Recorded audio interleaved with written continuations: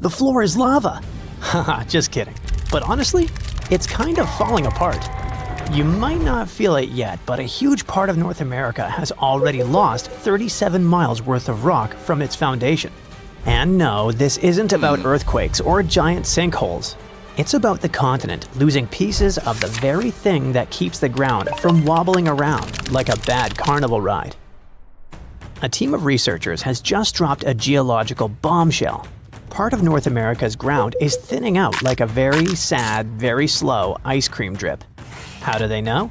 They basically gave Earth a high-tech full-body MRI and created 3D maps showing how rocks once considered indestructible are now melting away into the planet's guts, like an upside-down cheese pizza inside an oven. But to really understand this mess, you first have to meet my old friends, cratons.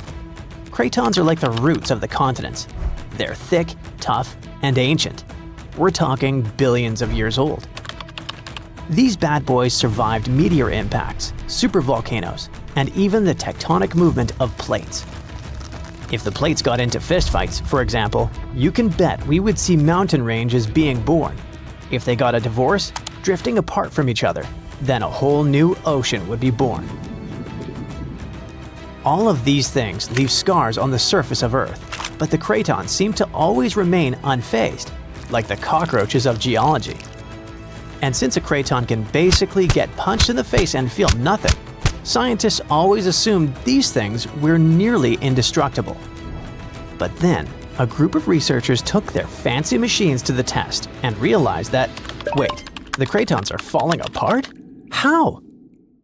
Enter the Farallon Plate, a really ancient tectonic plate that started to slide under North America's major plate over 100 million years ago. This is a pretty normal process, actually. It's called subduction, and it's how Earth recycles rocks and keeps itself from overheating. This subduction thing has been happening for so long that, by now, the Farallon is almost 400 miles away from the craton, sitting pretty chill at the lower mantle, weirdly close to the outer core of our planet. But the Farallon has been causing trouble, like that one roommate who moved out but keeps leaving weird stuff in the fridge. You see, as it sinks, it tugs on the bottom of North America's foundation, stretching it out and causing pieces to fall off into the deep mantle.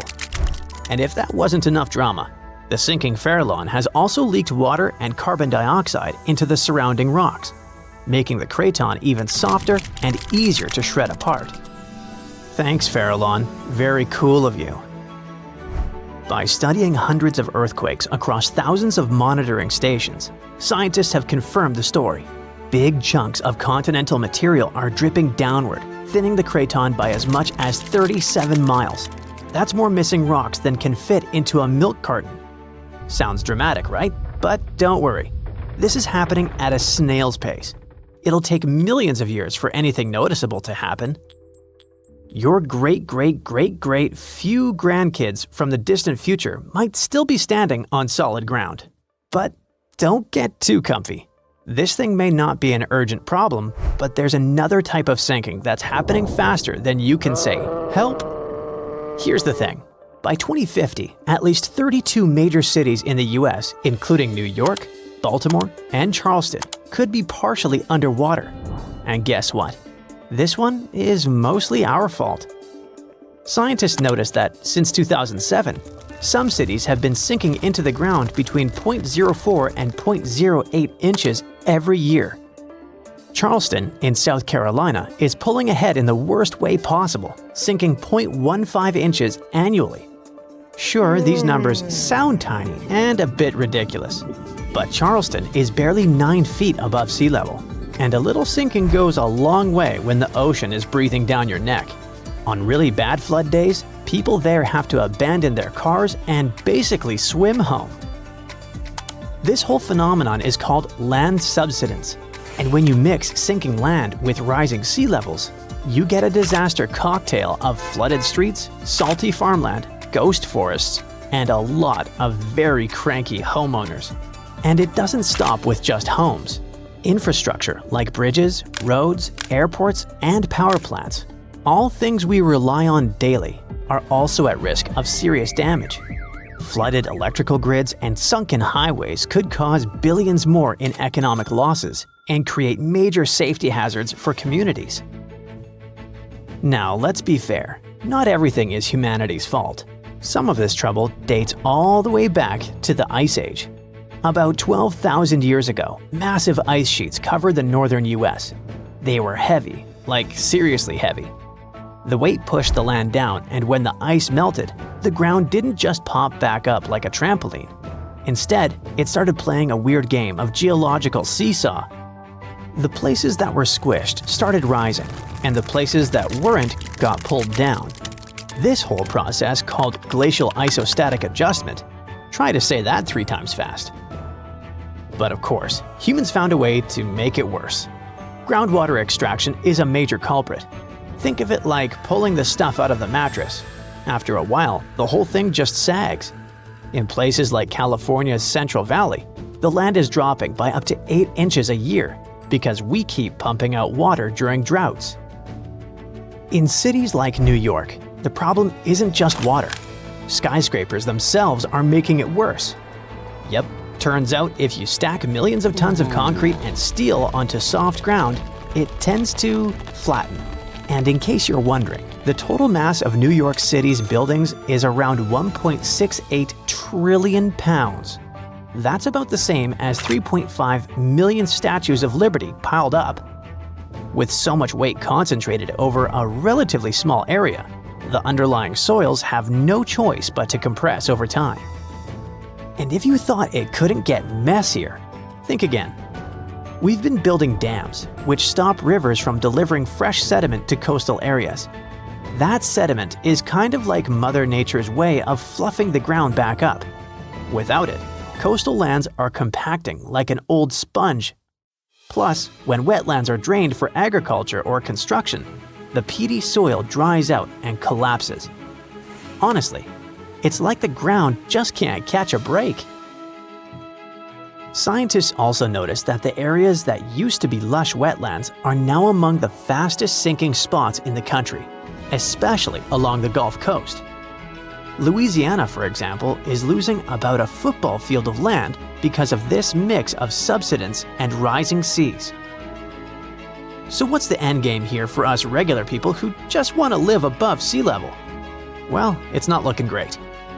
Ghost forests, which are basically drowned woodlands, are popping up. Farmland is turning salty and unusable. And even sunny day flooding, where streets flood without any rain, is becoming a thing. Yikes! Meanwhile, over on the West Coast, California is not exactly winning either. San Francisco and Los Angeles are both sinking, which means that rising sea levels could hit them twice as hard and twice as fast.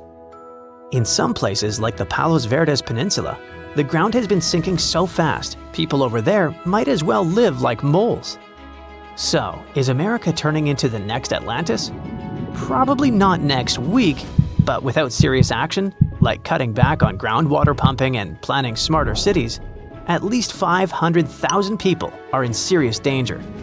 And the housing damage could easily rack up a jaw-dropping $109 billion by 2050. In the end, while North America isn't about to sink like a poorly made souffle, it's definitely showing some cracks in the crust.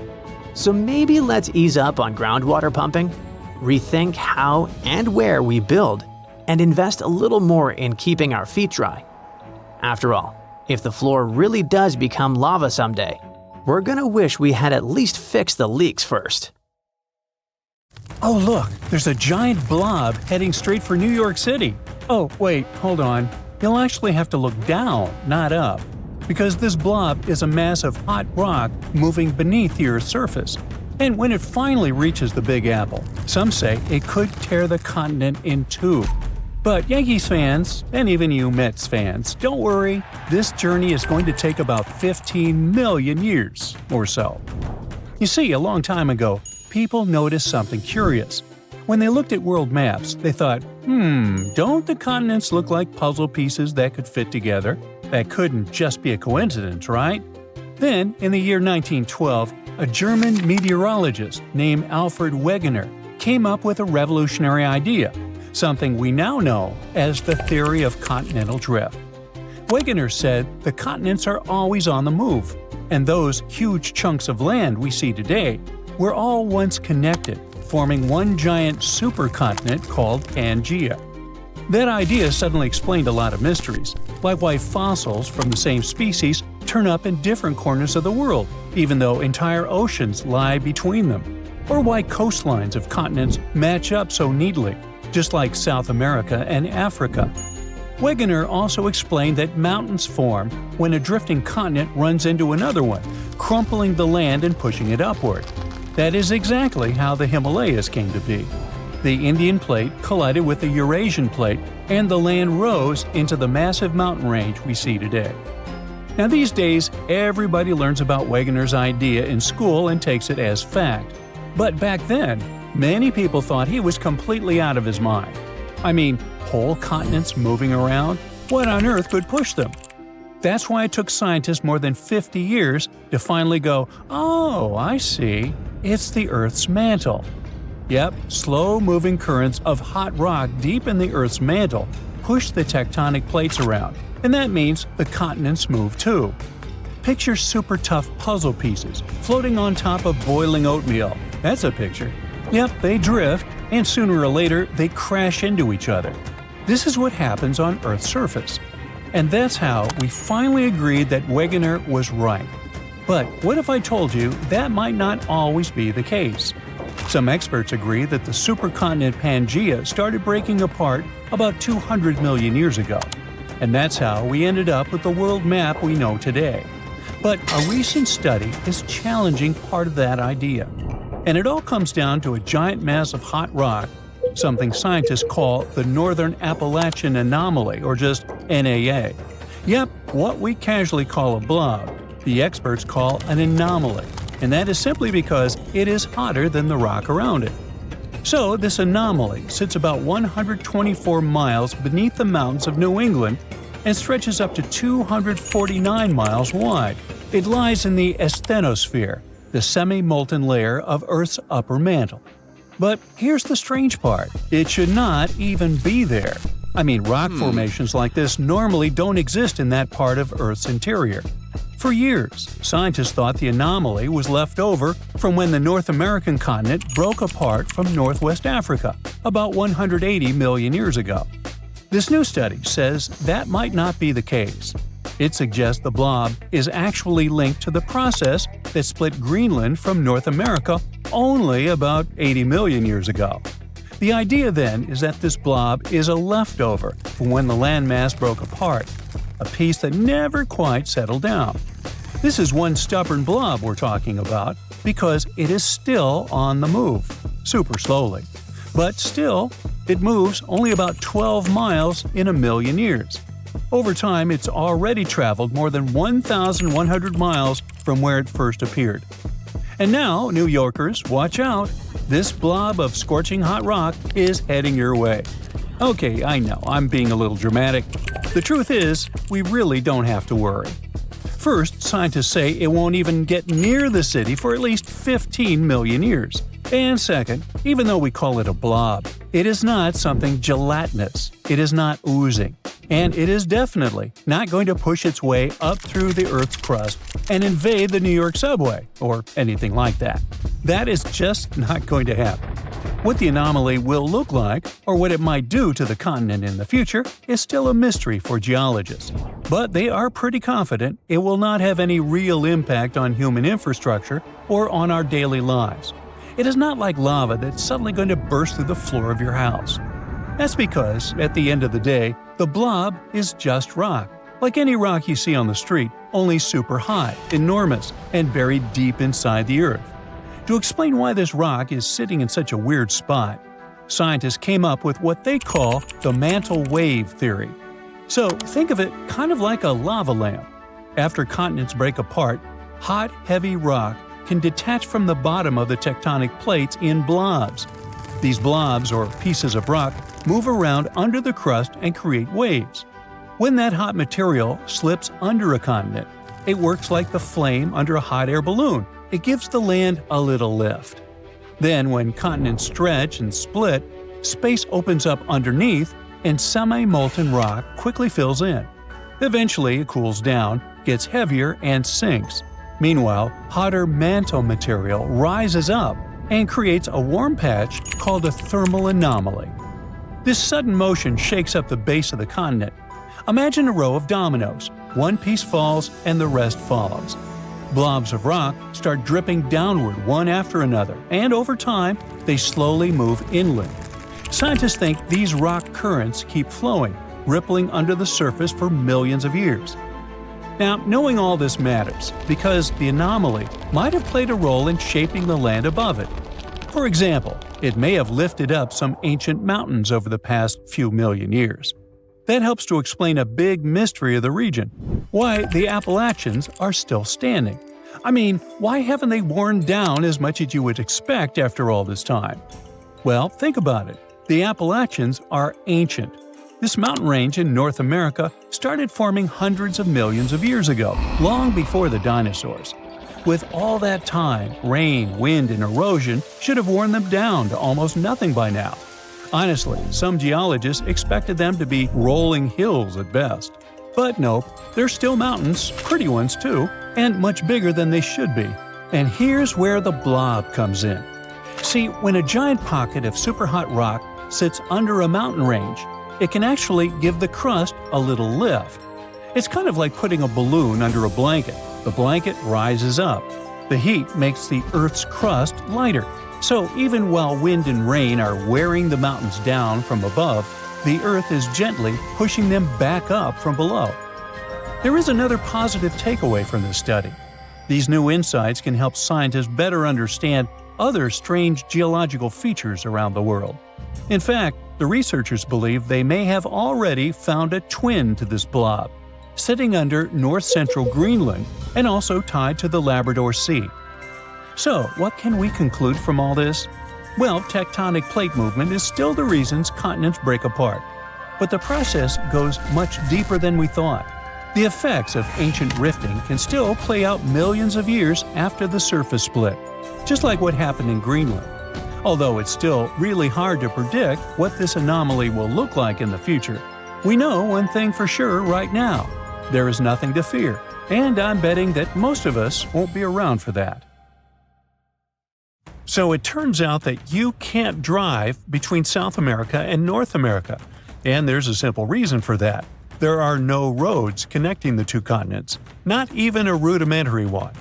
Technically, you could try your luck crossing on foot, but let me tell you, that would be a huge, huge mistake. The region that connects the two continents is called the Darien Gap. It stretches across southern Panama's Darien province and the northern part of Colombia. The only land route there is a 60-mile jungle trek. Crossing it can take anywhere from 3 to 10 days. It depends on weather conditions, how much you're carrying, and honestly, just pure luck. Chance plays a big role here, because this isn't some chill, relaxing nature walk. It's a harsh, extreme environment, known for being completely isolated and one of the most dangerous places on Earth. Still, people seem to forget that and go there anyway. Every year, the number of people crossing just keeps growing. In 2014, fewer than 10,000 people crossed the gap. In 2023, that number increased to 520,000. Now, you might be wondering, what are so many people doing in the middle of the two American continents, risking all that danger? Well, that's because the Darien Gap has become a route for refugees migrating to North America. But to get there, they face all kinds of dangers, from insect bites and infections to serious fractures. We're talking about a no-man's land. Since there are no police stations, immigrants must also watch out for thieves. Along the way, they have no choice but to rely on and support each other. Most people start the crossing with at least a tent or tarp, rain boots, water, and some food. But these things get heavy fast, and people normally can't carry enough supplies for the entire journey. At some point, people start drinking river water to avoid dehydration. But the water's full of bacteria and dirt, so it causes intestinal issues. And if things get serious, there's no medical help there. To make this whole scenario even worse, the temperatures are brutal. often hitting over 95 degrees Fahrenheit. Now, a small subset of people who venture through the Darien Gap are hardcore adventurers and travelers looking for a survival experience in the jungle. But this region is no place for a relaxing vacation. A group of tourists who went there in 2023 ended up getting jungle rot, a fungus that affects the feet. The situation got so bad that a woman had to be carried out by the group on the last day because she couldn't walk. No matter how prepared people are for the Darien Gap, in the end, survival mostly comes down to luck. Out there, travelers won't find cities with solid infrastructure where they can crash at a hotel and gear up for the next day. In some spots, they might stumble across basic camps right in the jungle. These camps might offer wooden platforms for tents, bucket showers, toilets, and even plates of chicken and rice. But it all comes at a price. Wi-Fi, for example, might cost $2 an hour, and that seems like a pretty good deal, considering there's no cell phone service on the trail. They pretty much lose all contact with the outside world. Now picture a dense rainforest with steep, muddy terrain. The hiking trail is littered with boulders and tangled with vines, like nature's own tripwires. It climbs sharply over a mountain, becoming a serious challenge even for someone in good physical shape. The area also gets constant heavy rainfall, which can lead to landslides, flash flooding, and extremely muddy conditions. The situation gets so intense that even the t-shirts and faces of those who make the crossing end up covered in mud. They'll also have to cross a lot of fast-moving rivers. A Venezuelan dad who recently went through the area with his 2 kids said their sneakers ripped apart on the very first day. That's how powerful the rivers can be. And they're deep, too. Sometimes the water reaches all the way up to their shoulders. But the dangers in that area aren't recent. For centuries, the Darien Gap was thought to be impossible to cross. The first Europeans who ventured into Latin America saw it as kind of a jungle training school. They totally knew about its dangers, but still, many adventurers tried to make the crossing in the years that followed. In 1854, for example, an expedition disappeared for 49 days in the jungle, battling starvation and exhaustion. Then again, in 1870, a group of 100 men set out to cross it. Even though they were well prepared and carried cutting-edge equipment for the time, they still suffered tremendously during the journey. They had to rely on incredible resilience to survive the challenge. Over the years, people who ventured in often ended up passing away from hunger, thirst, and even drowning in rivers. They also faced the risk of being attacked by dangerous animals like jaguars, white-lipped pecaries, and the fer de lance, a fast, irritable snake that is one of the most venomous out there. The area is also swarming with mosquitoes, which can spread serious health problems. Leaning against trees to rest can also be risky. This jungle is full of spiked chunga palm trees, which are covered in long black spines up to 8 inches long. Unfortunately for us, these spines are covered in all sorts of bacteria. Just brush against a chunga, and you could end up with infected wounds. And yet another danger is getting lost in the dense forest and never finding your way back to safety. These days, though, this risk is a lot lower. Some people have mentioned color-coded markers that help guide travelers and keep them from going the wrong way. If they see blue or green fabric tied to trees, it means keep walking. But if they spot red fabric, that's a sign they're going the wrong way and need to turn around quickly. Since there are so many dangers, why not just build a road through the Darien Gap? While it might seem like a good idea, building a road connecting Panama and Colombia isn't really that simple.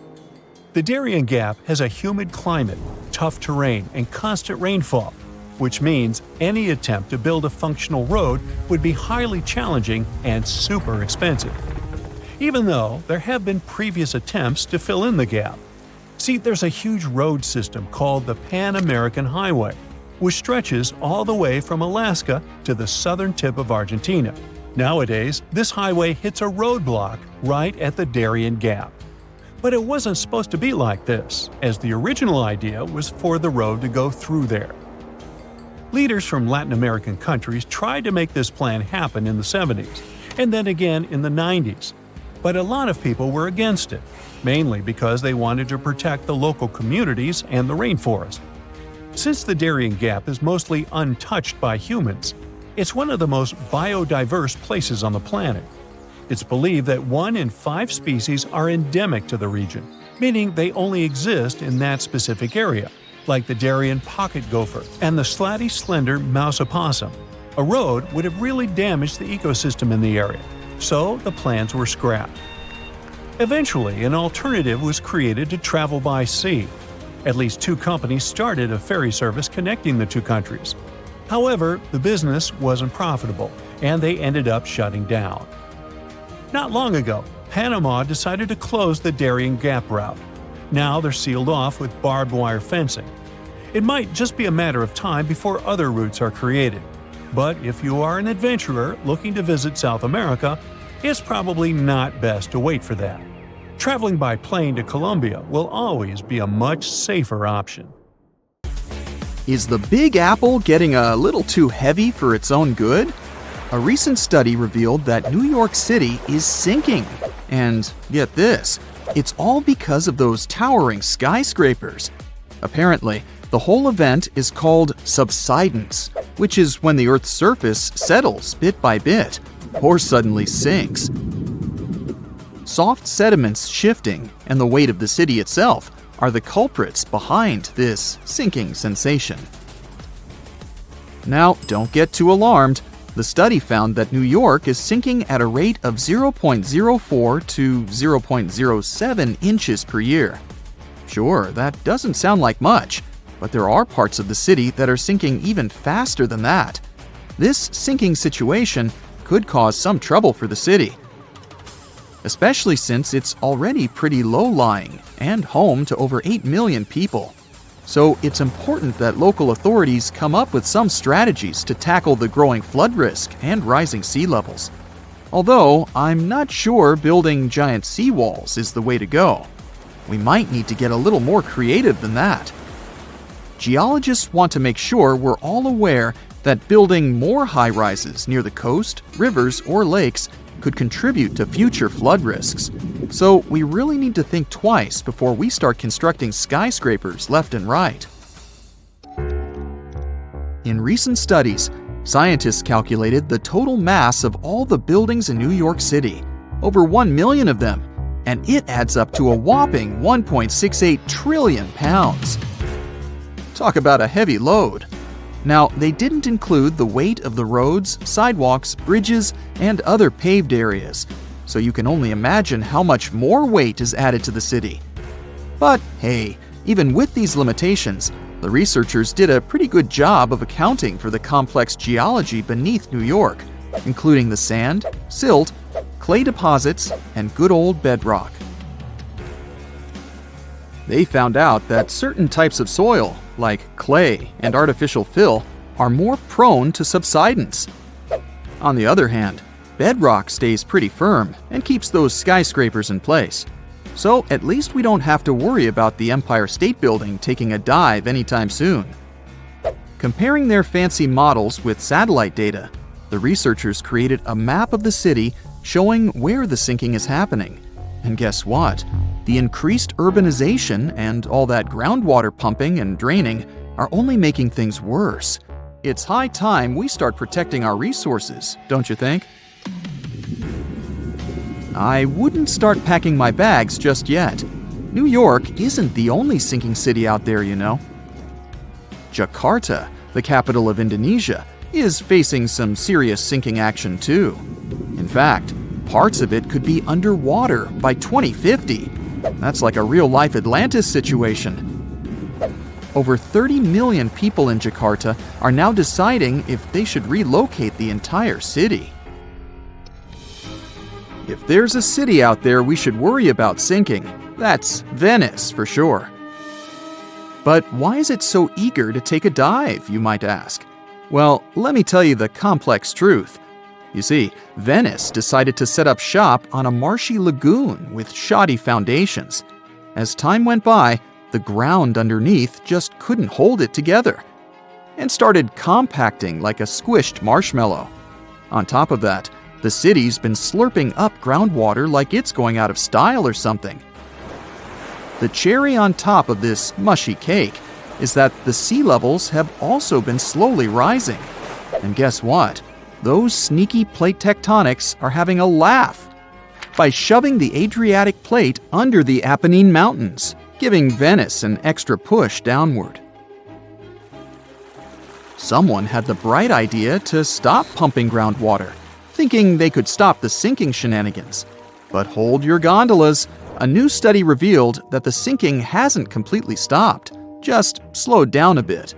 It turns out the whole area is tilting ever so slightly to the east, with Venice perched on the slightly higher end. You must be wondering how much Venice sinks in a year, right? Brace yourself for this shocking revelation. It's sinking at a rate of about 0.04 to 0.07 inches a year, similar to New York. At this pace, in the next 20 years, it could sink a whopping 3 inches below sea level. To avoid turning into a Venetian fishbowl, locals are frantically building special barriers to keep the water from crashing into the lagoon. But don't hold your breath, because this project has had more delays than you'd expect. Oh, and have you noticed that charming old-style vibe in Venice? It's not just because they're fans of the vintage look.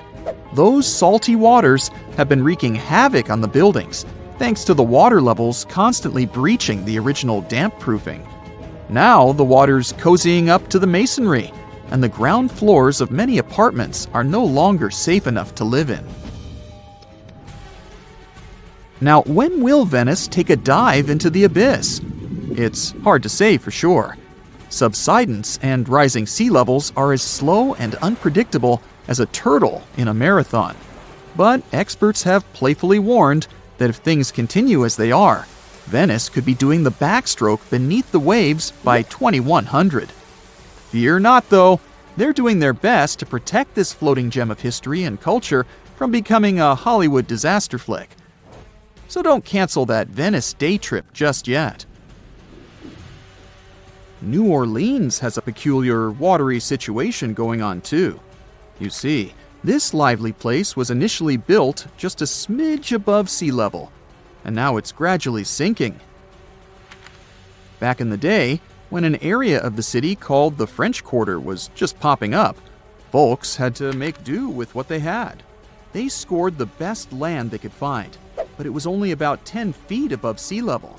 And let's not forget, the rest of the city is as flat as a pancake, with the areas around the French Quarter being just a hair lower. Now, even though they knew they were up against some soggy odds, the resourceful New Orleans residents did their best to elevate their houses above the flood-prone land they chose as their home. There's more. The ground beneath New Orleans is as wobbly as a plate of Jell-O. Architects had to keep things short and sweet because they feared the soil couldn't handle the weight of taller structures. They played it safe, sticking to 2 or 2.5 stories. Here's where it gets interesting. The city installed a fancy drainage system in the 1900s, thinking it would solve their water woes. And while it did help with the marshes and all, it inadvertently sucked the life out of the soil. Yep, the ground was left high and dry, without enough sediment and water to keep it steady. As a result, those former marshes sank as if they were in a quicksand competition. By the 1930s, things got even more topsy-turvy. 1/3 of the city was below sea level, and by the time Hurricane Katrina made its grand entrance, that number skyrocketed to around 50%. Oh, and here's the icing on the cake. Sea levels decided to join the party, rising faster than a helium balloon. So now, not only is New Orleans sinking, but the surrounding area is also at various degrees below sea level. So what can we do about all these sinking cities? Well, for instance, we could manage our water consumption a bit better. We can't just keep sucking groundwater out of the earth like there's no tomorrow. We've got to find new ways to quench our urban centers' thirst. Think about it. We could purify surface waters, or even turn salty seawater into a sweet solution. Of course, we'll need a boatload of energy to make it all work. Speaking of great urban water management, let me tell you about a town in Denmark called Nye. These guys have got it all figured out. They collect rainwater and use it to supply their toilets and washing machines. Talk about resourcefulness. Now that's what I call a splash of genius. There's a stretch of water that even the most experienced explorers fear. No matter what season you choose to cross it in, you risk meeting face-to-face with waves that can reach as tall as the Hollywood sign. I'm talking about the Drake Passage, the waterway connecting the Pacific Ocean to the Atlantic Ocean, stretching from Cape Horn at South America's southernmost tip to Antarctica's South Shetland Islands. It's about as wide as the distance from London to Berlin and takes up to 48 hours to cross. Some sailors compare getting on the other side to going to the moon. That's how challenging it is. Even the man who discovered it, Sir Francis Drake, never sailed these waters because they seemed too dangerous to him and opted for a calmer, although longer, Strait of Magellan. The passage took the lives of around 20,000 sailors and over 800 ships. Tourists who want to see Antarctica cross the Drake Passage on a regular basis, although it's still often called the world's most terrifying ocean crossing. The Antarctic Peninsula, where travelers go, isn't really part of Antarctica itself. It sticks out and points towards South America like two fingers almost touching it. The water gets squeezed between these two land masses, making strong ocean currents. The passage is part of the Antarctic Circumpolar Current, the largest ocean current on Earth.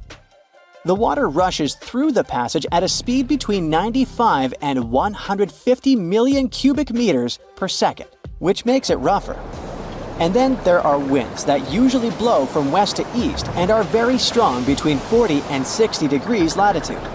That's why those areas are called the Roaring Forties, Furious 50s, and Screaming 60s. Land slows down winds, which is why storms hitting Ireland and the UK get weaker as they move east. But Drake's latitude is the only place where winds can blow all around the Earth without being stopped by land. So they keep getting faster. These strong winds turn into huge waves that can hit ships really hard, normally around 13 to 16 feet tall. They're much higher than waves in the Atlantic. Drake Passage also has underwater mountains that you can't see. The huge current squeezes through this narrow passage and causes waves to crash against these mountains underwater. These internal waves create whirls that bring cold water up from the deep ocean. So it's not just rough on the surface, the water is wild all the way down. The first sailor managed to sail around Cape Horn and through the Drake Passage in 1616. It was a Dutch navigator, Willem Schouten, in 1616. But the most famous attempt to cross it was undertaken by Sir Ernest Henry Shackleton on his ship named Endurance. He and 27 of his men set off from South Georgia, aiming to reach Vassal Bay in Antarctica. But things didn't go as planned. On January 19, 1915, their ship got stuck in the ice. And by October, it began to sink. They camped on floating ice for 2 months before sailing lifeboats to a remote, icy place called Elephant Island. Shackleton and 5 men made a risky journey to South Georgia to get help. It took them 15 days to cross Drake Passage with hurricane winds.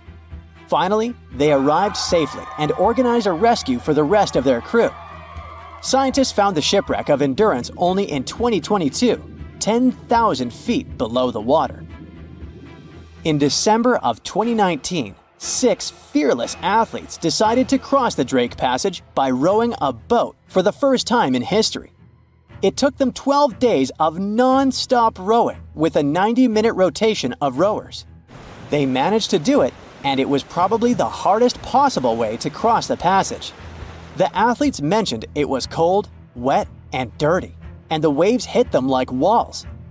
The weather in the Drake Passage changes a lot, but ship captains can always see it coming and change their path. They will move the departure time to have a safety margin and not to get stuck in the middle of the passage in the worst possible conditions. Sometimes the journey will be smooth and calm, and they call it Drake Lake. Other times, people on the ship will feel rough waves, which is called Drake Shake. Some experienced captains who often cross the passage say that the Drake Lake effect happens once in every 10 crossings, and they see the Drake Shake once or twice in every 10 journeys. A schooner or a kayak will probably not survive the journey among giant waves, but modest vessels and cruise ships have sturdy hulls and advanced stabilizing mechanisms. So, the journey isn't that dangerous anymore, but still, it's quite an adventure, especially if you're seasick.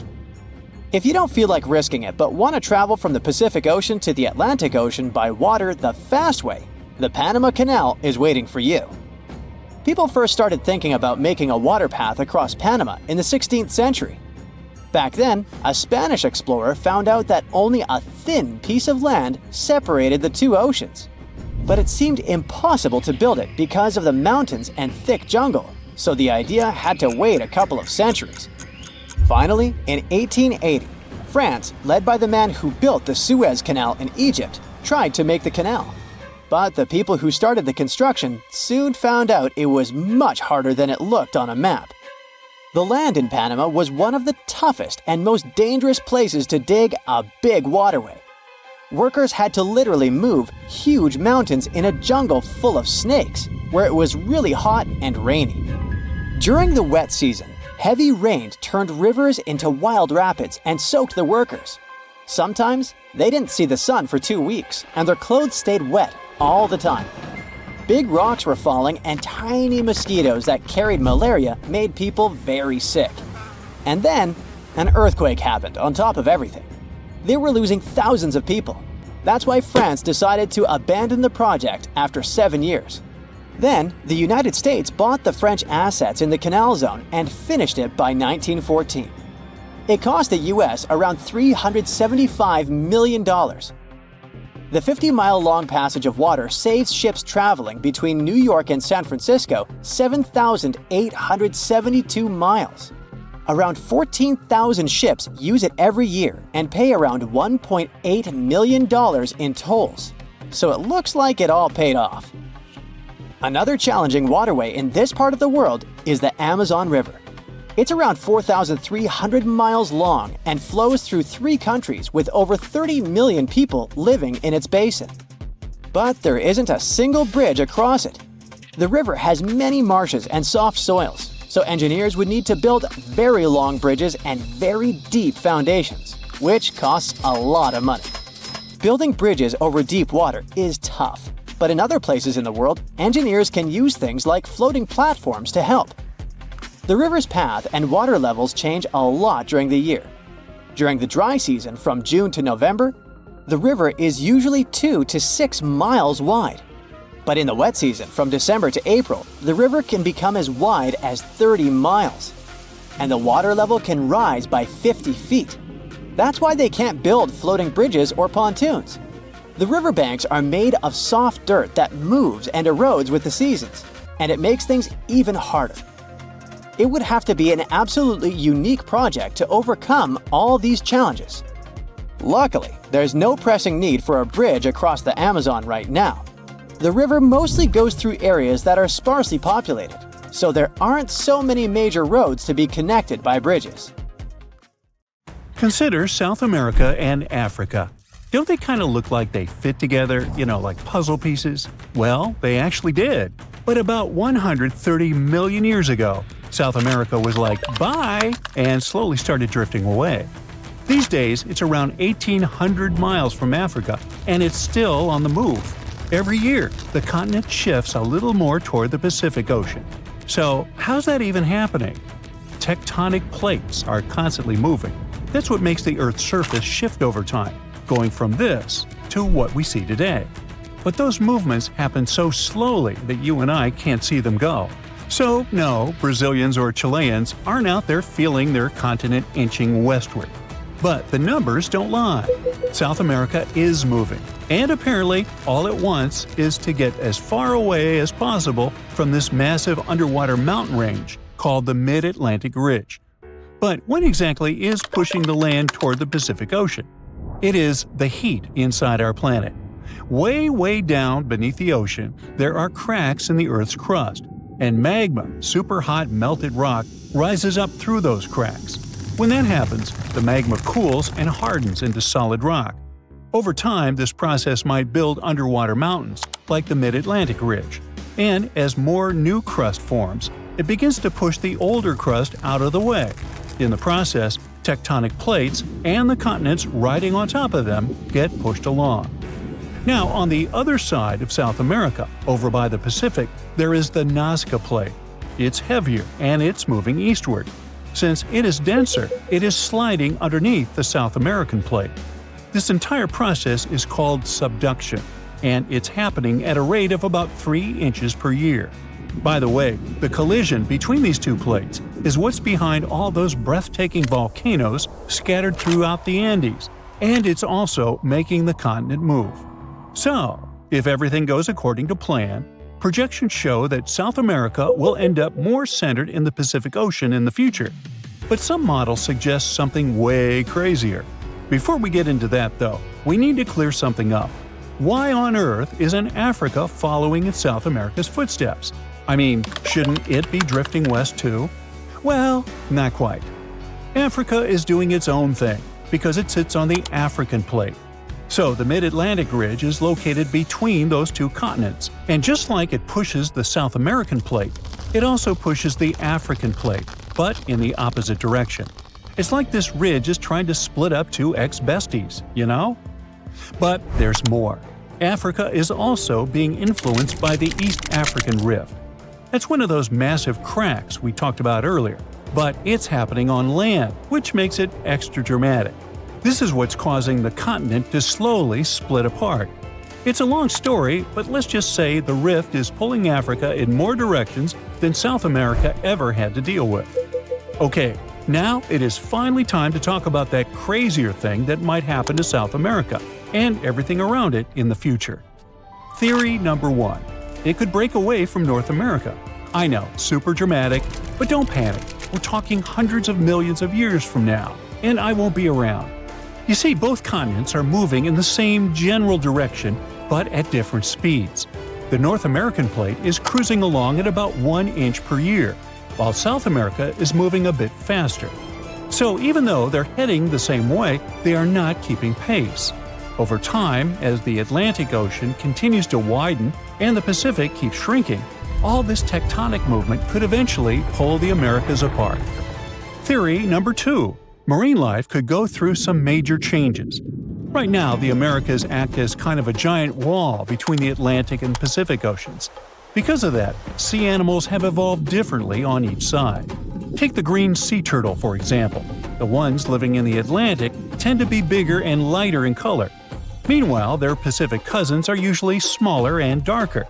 But if, one day, there is no land blocking these two populations from mixing, they would end up with brand new migration routes, new nesting spots, and a lot more overlap in their territories. Now, multiply that scenario by hundreds of other species, and things could really get shaken up. We're talking about new interactions, unexpected competition, and maybe even the rise of entirely new species. Alright, theory number 3. America might meet Africa again. Right now, the Mid-Atlantic Ridge is busy creating a new seafloor, and because of that, the Atlantic Ocean is slowly getting wider. But in about 125 million years, scientists believe that process could come to a stop. Instead of the seafloor spreading apart, the ocean floor might start getting pulled under the continents. When that happens, the Atlantic will stop growing and start shrinking, and the water section between South America and Africa is likely to be the first part pulled beneath the land. That means the Americas and Africa could meet again. And when that happens, border countries could turn into super shaky places, with earthquakes happening all the time and brand new volcanoes popping up left and right. The eastern United States would no longer be known for the peaceful green slopes of the Appalachians, but for snow-covered giants that occasionally spew lava and ash, more like the Cascade Range out west. Countries would end up with totally new neighbors. Brazil might line up with Nigeria and Cameroon. Uruguay could be sitting right next to Angola, and Argentina might be sharing a border with South Africa. So if these two continents really do merge, how intense would that be? Well, for starters, this new supercontinent would instantly become the biggest one on Earth, about 1.5 times the size of Asia. And chances are, a brand new mountain range would form right where the continents meet, creating a natural border between nations. Being part of the same massive continent could make a lot of things way easier. For one, tourism could totally take off. People traveling between countries by land without needing pricey plane tickets could be a game changer. But it wouldn't stop there. Other types of economic activity could get a major boost too.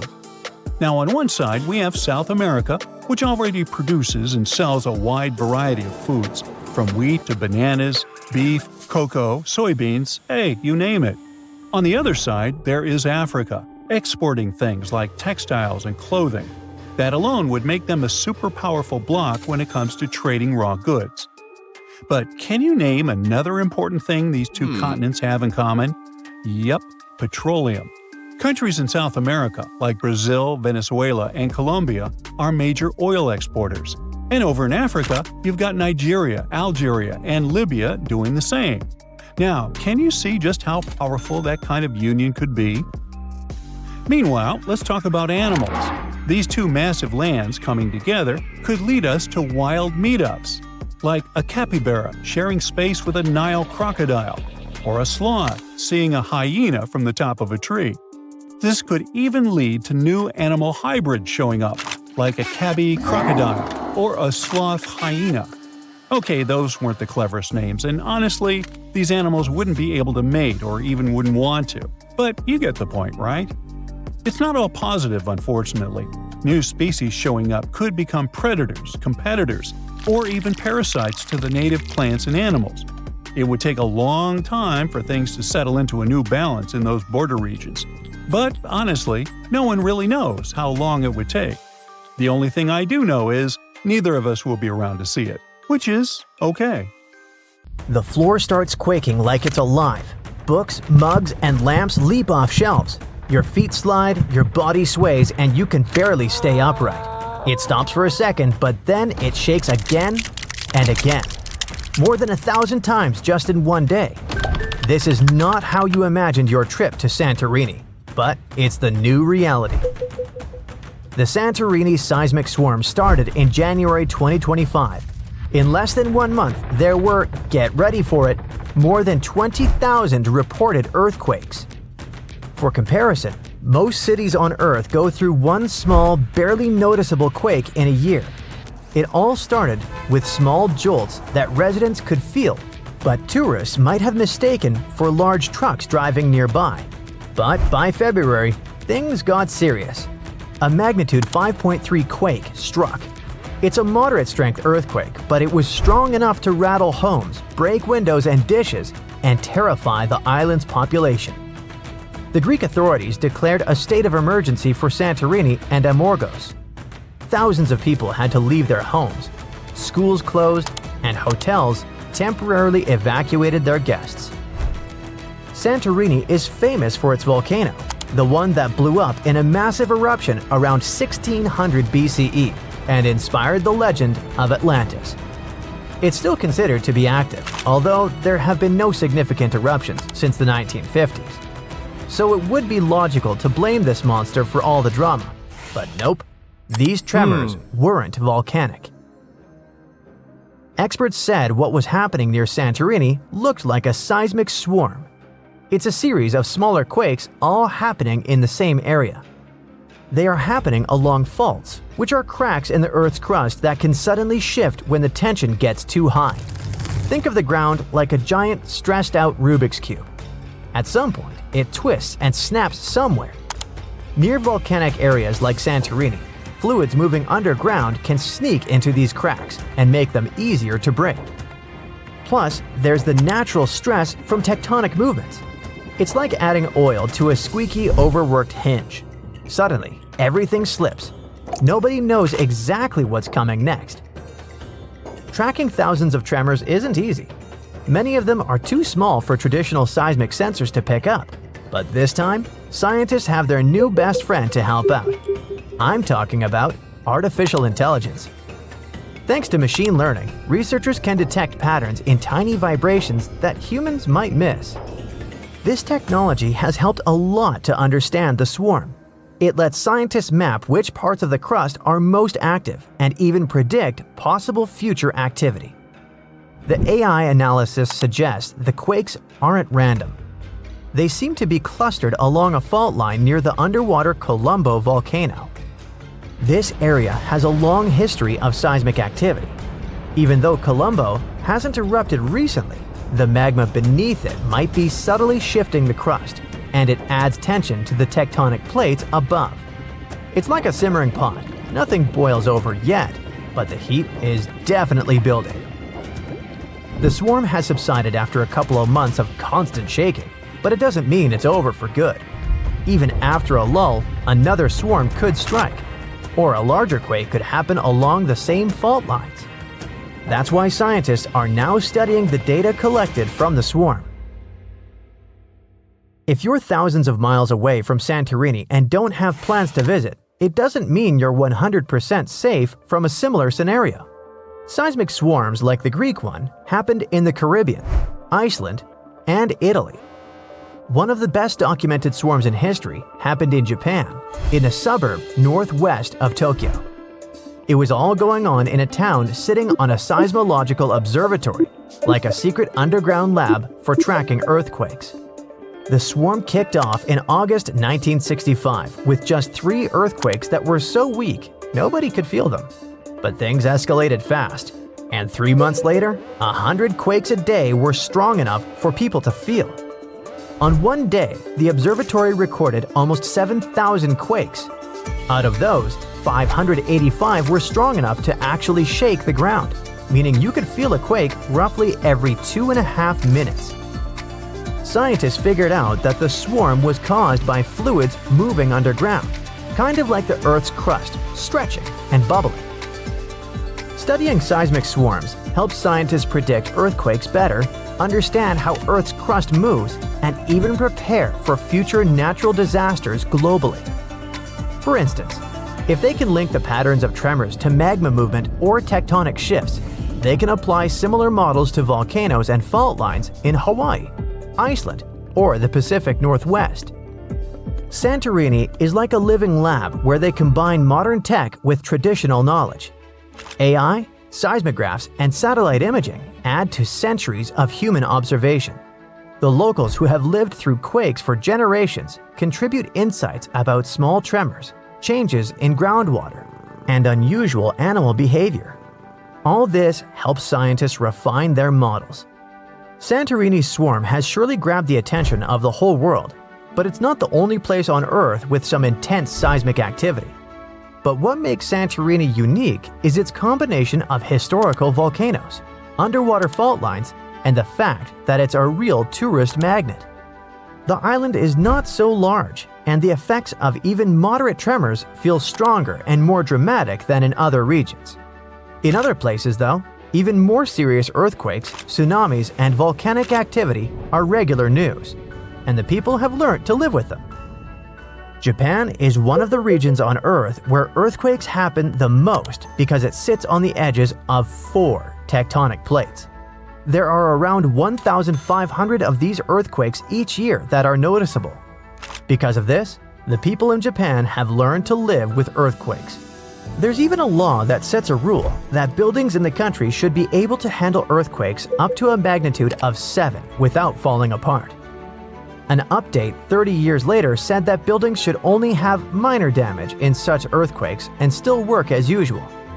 But if an earthquake is even stronger, the law says the building's main job is not to collapse, but to save people's lives. At the most basic level, buildings are made stronger with thicker beams, pillars, and walls so they can handle shaking better. They even construct some buildings on thick layers of padding that separate them from the ground completely, which helps protect them during an earthquake. A skyscraper might sway back and forth a lot and move up to 5 feet, but it won't collapse. On the other side of the Pacific, scientists from the U.S. Geological Survey have studied a dangerous area along the U.S. West Coast. It's called the Cascadia Subduction Zone. Over the past 14,200 years, there have likely been at least 30 big earthquakes in this region. One major quake happened every 500 years on average. But for a long time now, Cascadia has been quiet, and the scientists are getting worried. They think this might be because the area is locked, so the tectonic plates are stuck together and building up a lot of pressure. At some point, a part of the seafloor could suddenly break and move forward by several feet. The shaking would be just 5 minutes, but it would create a powerful tsunami as the seafloor shifts that would last for 10 hours. If it happens, it's going to be the worst natural disaster in the country's history, according to experts. This could make the hillside slide and crumble and take down roads and bridges. Around 620,000 buildings could be badly damaged or even collapse. Scientists are hoping that thanks to advanced AI tech and local communities, they'll be able to better predict earthquakes like this and the one in Santorini. This could save thousands of lives. And for now, we must not forget that the Earth doesn't take vacations when it comes to seismic activity, even in places where you go on vacation. Before an earthquake shakes the ground, something sneaky might happen first. A slow, quiet movement with no shaking at all. No one is aware that right under their feet, the land is preparing to tremble violently, wreaking havoc, bringing destruction and devastation. A new study shows that such a slow creep might be how earthquakes begin. To figure this out, scientists didn't start with giant pieces of the earth. Instead, they went into a lab and used clear plastic sheets called plexiglass. They pushed 2 sheets of plexiglass sideways against each other, just like how tectonic plates, huge chunks of Earth's crust, push against each other underground. As they pushed, the plastic cracked, kind of like what the Earth does during an earthquake. And even though it was plastic and not rock, the physics, the way things break and move, was the same. Earthquakes happen when 2 tectonic plates try to slide past each other, but they get stuck. The edges between them don't move easily because of something called friction. It's kind of like when your shoes grip the ground. Over time, the plates keep trying to move and stress builds up. Think of it like bending a stick. At first, it doesn't break, but if you keep pushing, it will eventually snap. The spot where the plates are stuck is called a fault, and there's a thin, brittle part in that fault. By brittle, I mean that it doesn't bend, it just breaks. Here's how it happens. First, a tiny crack forms. It's small and moves slowly. There's no shaking yet, but something is already happening under the surface. The crack spreads, building up more energy. When it finally reaches the edge of the brittle zone, boom! It speeds up, suddenly racing forward really fast, almost as fast as sound. And that's when the Earth starts to shake. So scientists decided to find out how that very first crack starts. They conducted their experiment, whose setup was similar to a type of fault in the real world called a strike-slip fault, like the San Andreas Fault in California. Even though the materials, plastic versus rock, are different, the way cracks form and move is exactly the same. The experiment has helped scientists understand that earthquakes don't always start suddenly. Sometimes there's a slow, quiet start, like a warning sign before the big quake. This early stage of an earthquake is called a nucleation front. It's like a seed of a crack, gently creeping through the material long before any actual rupture happens. This quiet and slow movement doesn't release energy into the surroundings. At first, scientists thought of cracks as simple one-dimensional lines, like a straight tear in paper. But something didn't add up. The slow-moving nucleation front wasn't behaving like a normal, fast-moving crack, and it wasn't clear why or how it suddenly sped up and became an earthquake. The answer came when scientists realized they had to think in 2 dimensions instead of 1. Instead of imagining the crack as just a fine line, they began to think of it as a patch, like a growing circle, that starts at the surface where 2 materials touch. As this patch spreads out, more material along its edge has to break. The important thing here is that the energy needed to break the material is related to how long the patch's edge or perimeter becomes. The bigger the perimeter, the more energy it takes to keep breaking. That's why this patch moves slowly at first. It doesn't yet cause the violent shaking we associate with an earthquake. Because it moves without sending shaking waves, this stage is called aseismic. Eventually, the growing cracked patch spreads beyond the special brittle zone, where the materials are stuck. Outside this zone, the energy needed to keep breaking the material doesn't increase anymore. Instead, there's now extra energy building up, more than what's needed to keep the crack growing slowly. This extra energy doesn't stay quiet. It suddenly powers the crack to move much faster, turning it into a full-speed rupture. That's the moment when the earthquake begins and the ground starts to shake. These findings help explain how earthquakes might start off slow and silent before quickly turning dangerous. They show that small, slow cracks can suddenly transform into powerful, fast-moving ruptures if the conditions are right. Scientists believe that they can learn to detect the aseismic stage before a crack speeds up. It might one day be possible to predict earthquakes, or at least understand the warning signs better. Now, even though earthquakes are only the third most common type of natural disaster, they cause the highest number of fatalities. NASA plays an important role in studying earthquakes by using satellites that orbit the Earth. These satellites collect data and images that show how the ground changes after an earthquake. For example, they can detect when the land shifts, rises, sinks, or cracks. These surface changes help scientists learn more about the strength and impact of earthquakes. NASA's satellites can also track changes in nighttime lights. If a city goes dark after a quake, that's a clear sign that the area may have lost power and could need help. Now, how about we talk about the most common earthquake myths, like the one about megaquakes? Some people really worry about super huge earthquakes, but there's a limit to how big they can get. The size of an earthquake depends on the size of the fault where it happens. A longer and deeper fault can cause a bigger earthquake. For example, the San Andreas Fault in California is long, about 800 miles, but not very deep, around 10 to 12 miles. This makes earthquakes bigger than magnitude 8.3 on that fault very unlikely. The biggest earthquake ever recorded happened in Chile in 1960. It had a magnitude of 9.5 and occurred on a huge fault that was almost 1,000 miles long and 150 miles wide. Technically, there's no set limit on the magnitude scale, but an earthquake bigger than magnitude 12 would need a fault larger than Earth, which just isn't possible. Now, earthquakes can happen near the surface or deep underground.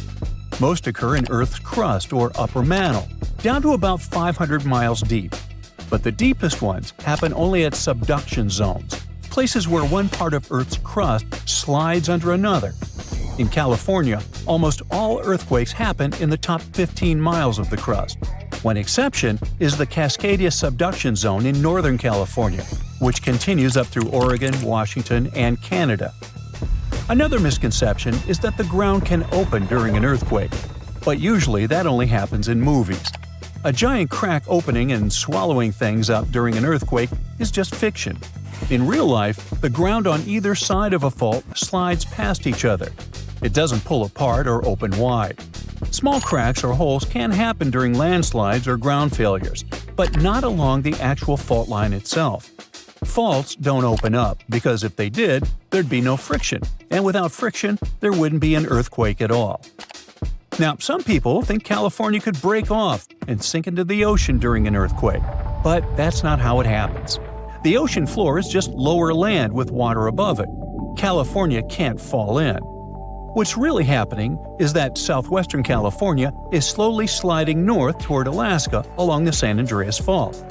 The Pacific Plate, which California sits on, is moving about 2 inches per year, about as fast as your fingernails grow.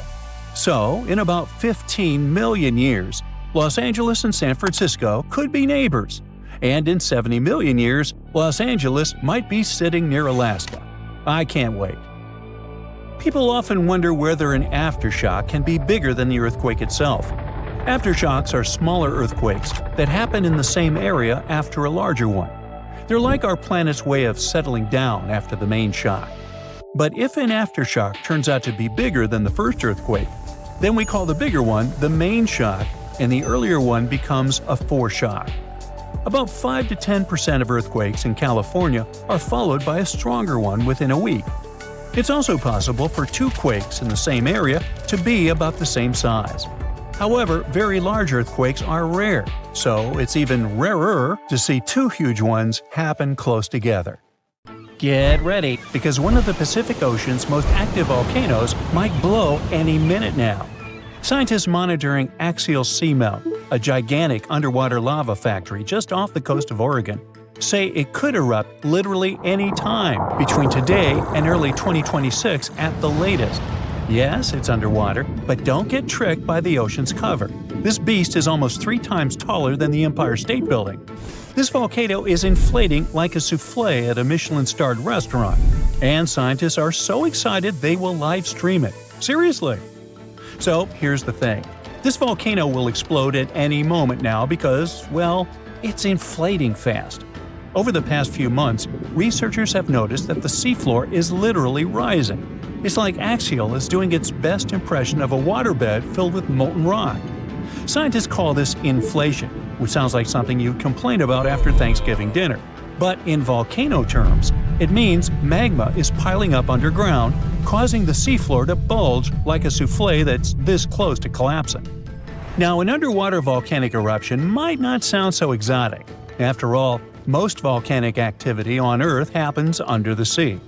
Believe it or not, there are more than 1 million submarine volcanoes quietly churning lava beneath the waves as you watch this. The ocean floor is Earth's biggest volcanic hotspot. What makes Axial Seamount so thrilling is that it's under intense scientific surveillance, unlike any other underwater volcano. It's like the star player in a volcanic reality show, with a network of ocean-bottom instruments giving researchers real-time updates on magma movements, seismic tremors, and crust deformation. In fact, Axial Seamount hosts the world's first-ever underwater volcanic laboratory. Scientists have been keeping a constant eye on it since the 1990s, when they installed sensors that now relay live data straight from the seafloor. This kind of monitoring is unheard of elsewhere and has turned Axial into a geological celebrity, one whose behavior we can track with remarkable precision. Besides, Axial is hilariously predictable. It erupts roughly every decade, and right on cue, it's gearing up for another performance. By mid-2024, it had inflated to nearly the same level as before its last eruption, which means the countdown is on. Scientists are so confident in its schedule that they've set up a volcanic advent calendar, waiting for the day when Axial decides to pop. But hold on, Axial Seamount isn't just your average underwater volcano. It's got style, personality, and a geological identity of its own. Now, most underwater volcanoes, called seamounts, tend to look like cones or flattened domes. Axial laughs in the face of tradition with its unfashionably rectangular caldera, a 2-by-5-mile crater that looks like it was designed by a geologist with a ruler and a grudge against curves. Most volcanoes opt for the classic circular look, but Axial, it went full avant-garde. This caldera is punctuated by fissures, vents, lava channels, and mysterious dome-like structures that rise hundreds of feet high. It's like the volcano's wearing a funky geometrical crown instead of the usual rounded hat. What's more, Axial's location is like prime real estate for geological fireworks. It sits right where two major forces collide, literally. First, it's on the Juan de Fuca Ridge, an underwater mountain range formed where two tectonic plates are slowly pulling apart, like a zipper being undone. Second, it's perched atop the Cobb Hotspot, a deep mantle plume that acts like Earth's sneaky magma espresso machine, pumping molten rock from deep inside the planet and fueling a whole chain of seamounts. To put it plainly, it's like the tectonic plates are reluctant dance partners, sliding away from each other, while the Cobb Hotspot acts as the DJ, turning up the heat and keeping the magma party going. This dual influence creates a complex plumbing system inside the volcano, with magma chambers filling, draining, and shifting in ways scientists are still trying to decode.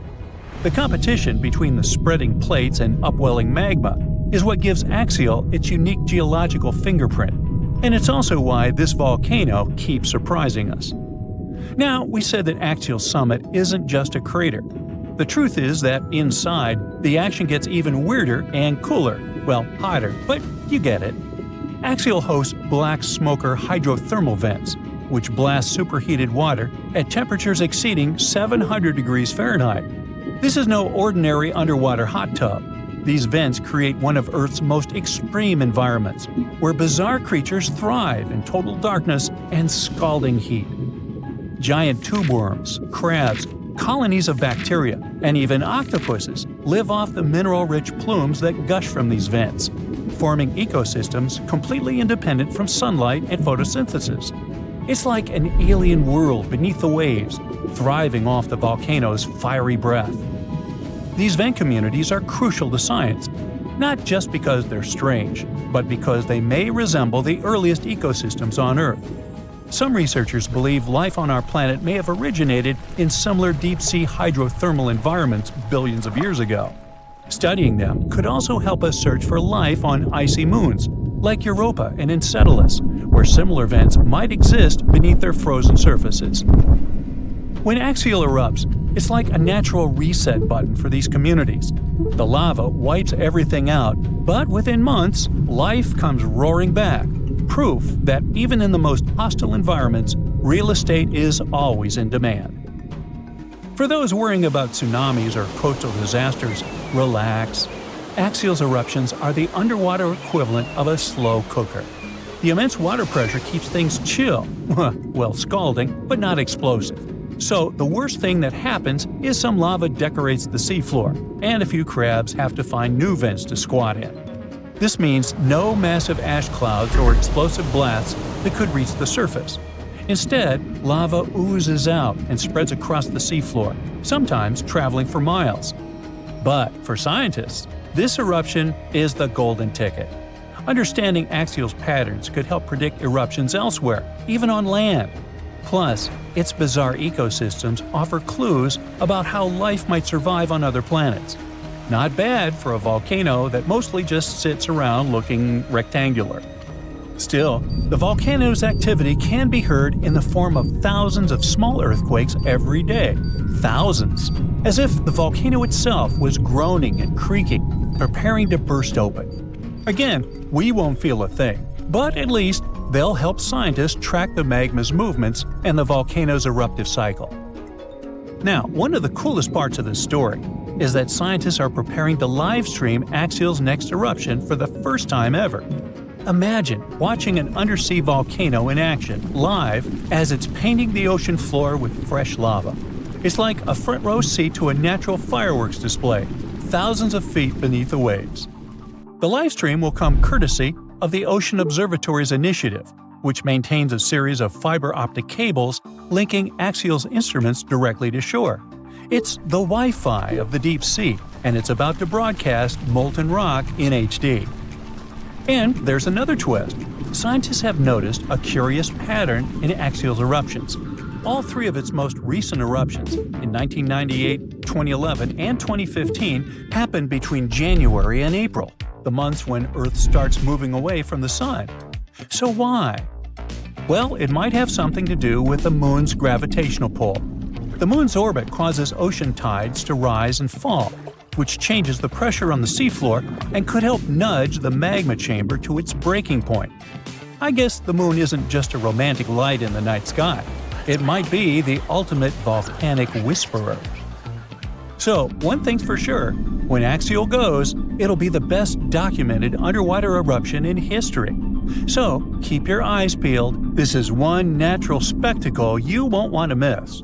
And who knows, if we're lucky, we might even get deep-sea eruption ASMR out of the deal. Now, if you'll excuse me, I'll be refreshing the live feed like it's a Taylor Swift ticket sale. Your geography teacher must have told you there are 7 continents in the world. In 2017, scientists made an announcement that changed this universal truth: the discovery of Zealandia. They called for a change in world maps and provided us with some proof, of course. First off, let's take a look at the ocean floor near New Zealand. The continental shelves of this mysterious continent are chilling at a depth of around 3,280 feet below sea level. The nearby oceanic crust dives even deeper at 9,800 feet below that. All of that is giving us those continent vibes, with varying altitudes from deep below the ocean to the majestic Mount Cook, standing tall at 12,217 feet above sea level.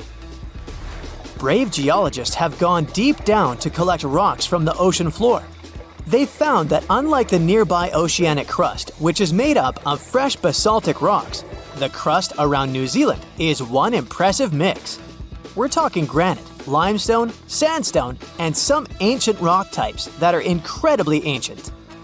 All this screams continental crust.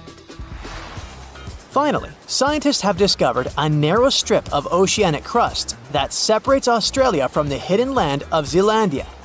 It means these two are separate continents. 85 million years ago, Zealandia decided to break free from the supercontinent Gondwana.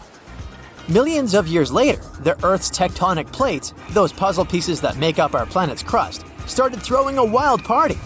The mighty Pacific Plate, the heavyweight champion of tectonic plates, decided to take a dive beneath Zealandia's continental crust. This process is called subduction.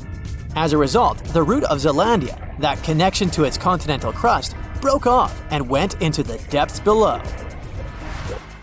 So you see now that it takes millions of years and a lot of action for a new continent to form. But what if the impossible happened and a new continent formed overnight in the Pacific Ocean? The next morning, you'd probably spill your morning coffee while watching the news. For this newfound land to be considered a full-fledged continent, it needs to have a surface area like Zealandia and be a large, uninterrupted chunk of land with some water surrounding it. And here comes the twist. The Pacific Ocean has an average depth of 13,000 feet. So, if a continent wanted to join the party, it would have to push a whole lot of rock upward, shaping its way to the surface. A new continent emerging overnight would make sea levels skyrocket. We'd have to say goodbye to geographically low-lying countries like Bangladesh, Senegal, and the Netherlands. The ocean currents would be in for a wild ride too. The North Pacific subtropical gyre, a vibrant hotspot for marine life, would be thrown off balance. Those poor marine creatures who rely on the currents for their journeys would need some new source of navigation. Plus, the creatures that live permanently in one place could lose their main food source. Oceans are like global free-for-alls, but with a new continent in play, the countries situated nearby would be willing to stake their claim on this unexpected landmass. This new continent would be a blank canvas. No lush landscapes or freshwater sources, just rock and more rock. So, if you were dreaming of relocating to this novelty, you have to wait for some serious terraforming to make it habitable. But for now, let's go back to the real new continent of Zealandia. It's actually a microcontinent, which is an official word for a landmass that has separated from a main continent. In our case, it was Antarctica and then Australia. You could say Zealandia is a bit shy, with only up to 7% of its size peaking above the water's surface. But it's nearly 70% as large as Australia in total and proudly boasts of two major islands we know and love as New Zealand, the North Island and the South Island. Plus, there are many smaller islets. The largest islands have glaciers, like the famous Tasman Glacier on the South Island. Thanks to some glacial action in the past, Zealandia can show off its fjords and valleys. New Caledonia has a tropical vibe with its Oceania and South Pacific connections.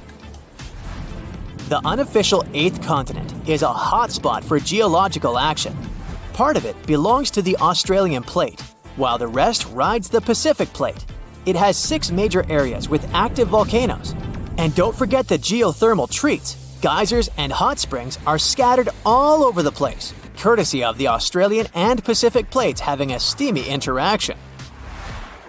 The underwater world of Zealandia is a treasure chest of mineral deposits and natural gas fields. It's also a scientific playground. During those icy glacial periods, sea levels dropped and more of Zealandia emerged from the depths. The fossils this process left behind are like an encyclopedia of valuable clues about the life that thrived here during ancient times. The search for Zealandia lasted for 375 years. It all started in 1642, when Dutch seafarer and explorer Abel Tasman set on a mission from Jakarta, Indonesia.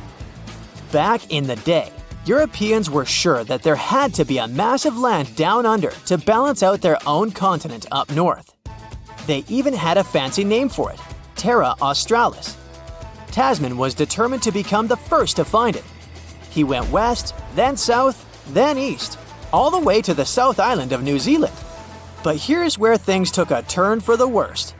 The local Maori people, who had been living there for centuries, didn't exactly roll out the red carpet. They rammed one of Tasman's small boats, and sadly, 4 of the Europeans met their ends. What happened next remains a mystery. But a few weeks later, Tasman sailed back home without ever stepping foot on this mysterious land he believed to be the Great Southern Continent. He never came back. The explorer didn't even realize that he was actually right all along about the existence of a missing continent. And you already know it only became official in 2017. Another lost and found continent isn't hiding in the ocean, but under Europe.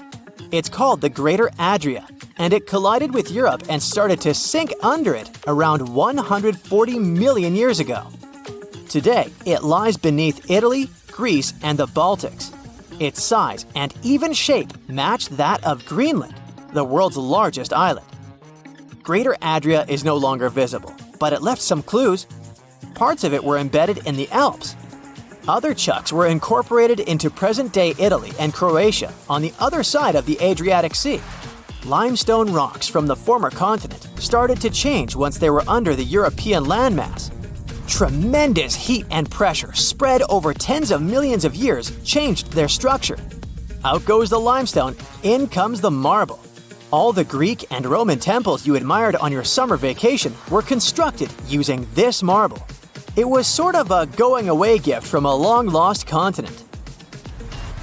You don't notice this, but our planet never stops moving, and it happens deep beneath our feet. 120 million years ago, Australia and Antarctica were a single piece of land. They went their separate ways, but Antarctica didn't leave empty-handed. Today, there is an oceanic plateau in the Indian Ocean. Long ago, it was connected to another lost continent, the Kerguelen microcontinent. Scientists believe that it made a land bridge between India and Antarctica. To find out what it was like, we can look at a tiny archipelago in the southern Indian Ocean. These islands are all that is left of the ancient landmass. They have a cold climate and feature glaciers because they're so close to Antarctica. But in the past, the climate must have been temperate with plenty of rainfall.